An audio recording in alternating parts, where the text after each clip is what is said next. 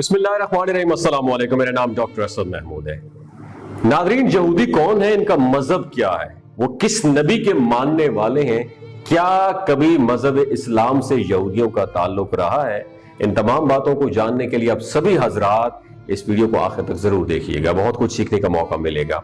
यहूदी यहूद की जमा है जो कि हजरत याकूब अलैहिस्सलाम के बेटे यहूदा से मंसूब हैं। यहूदी यहूदियत मजहब के पैरोकारों को कहते हैं जो कदीम बनी इसराइल की औलाद हैं। दुनिया भर में यहूदियों की मौजूदा तादाद का मुकम्मल अंदाजा तो नहीं लगाया जा सकता, ताहम उनकी तादाद 12 से 14 मिलियन के दरमियान है, जिनकी अक्सरियत अमेरिका और इसराइल में है। यहूदियों की तारीख हजरत इब्राहिम अलैहिस्सलाम से शुरू होती है। हजरत इब्राहिम अलैहिस्सलाम के दो बेटे थे, हजरत इस्माइल अलैहिस्सलाम, हजरत इसहाक अलैहिस्सलाम। हजरत इसहाक अलैहिस्सलाम कितने बेटे थे? दो बेटे थे, एक हजरत याकूब अलैहिस्सलाम और एक हजरत ईसू। ईसू के बारे में मुअर्रिखीन और मुफस्सिरीन का कहना है कि वो पैगंबर नहीं थे, जबकि हजरत याकूब अलैहिस्सलाम पैगंबर थे। हजरत याकूब अलैहिस्सलाम कितने बेटे थे? 12 बेटे थे, जिनमें से एक का नाम यहूदा था। यहूदी का लफ्ज उनके बेटे यहूदा से मंसूब है। दरअसल हजरत ईसा अलैहिस्सलाम तक जितने भी पैगंबर आए वो सारे के सारे हजरत याकूब अलैहिस्सलाम की औलाद में से थे। हजरत याकूब अलैहिस्सलाम का लक़ब था इसराइल। इसराइल का मतलब है अल्लाह का बंदा। यही बनी इसराइल यानी इसराइल की औलाद यहूदी कहलाए। उनका असल मजहब इस्लाम ही था। बड़ा टर्निंग पॉइंट है, इनका असल मजहब इस्लाम ही था। बनी इसराइल जब भी दीन के मामले में इनहराफ का शिकार हुए, अल्लाह ने अपने पैगंबर भेजे। चुनाचे हजरत इसहाक, याकूब, यूसुफ, मूसा, हजरत हारून, हजरत दाऊद, हजरत सुलेमान, हजरत दानियाल, हजरत उजैर, हजरत याह्या, हजरत ज़िक्रिया अलैहिस्सलाम सब बनी इसराइल के नबी थे और यहूदी इन सब अंबिया को मानते थे।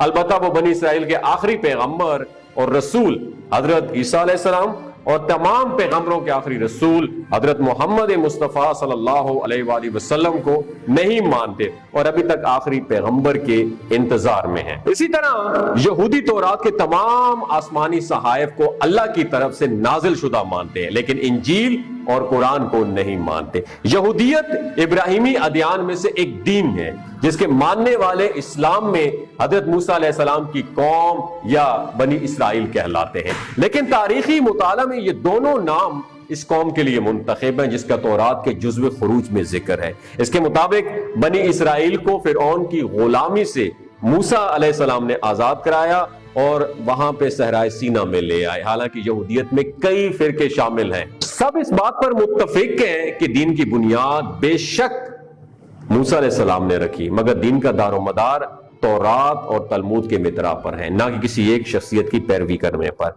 यहूदियत की सबसे अहम दीनी किताब तौरात है, जो ना सिर्फ यहूदियों के लिए बल्कि ईसाईयत और इस्लाम में भी आसमानी किताबों में शुमार की जाती है। तौरात को अक्सर अंग्रेजी में तिब्रानी बाइबल भी कहा जाता है।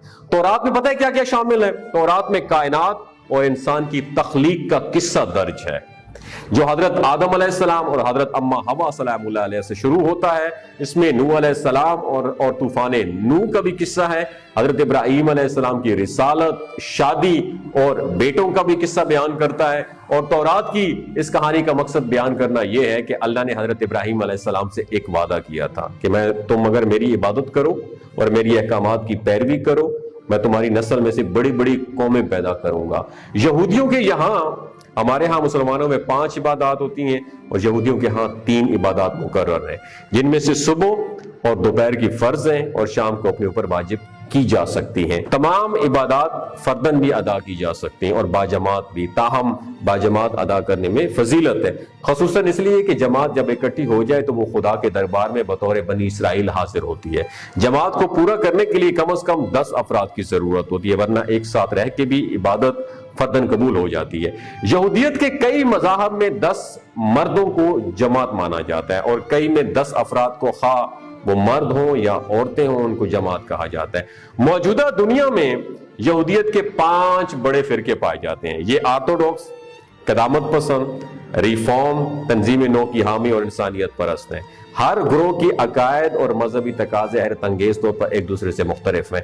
दोस्तों, ये यहूदियत के बारे में इंफॉर्मेशन हासिल करना हर मुसलमान पर फर्ज है, क्योंकि अपने इस्लाम और अपने मजहब के साथ साथ दूसरों को भी स्टडी किया जाए। क्योंकि मुझे पता है अभी आप वीडियो देखने के बाद बहुत सारे अहबाब नीचे लिखेंगे कि आप इस्लाम के बारे में क्यों बात नहीं करते, क्योंकि इस्लामी तालीमात में है कि दूसरों के मजहब के बारे में मुकम्मल जानकारी आपको तो तभी आप उन पे गालिब आ सकते हैं, उनका मुकाबला कर सकते हैं।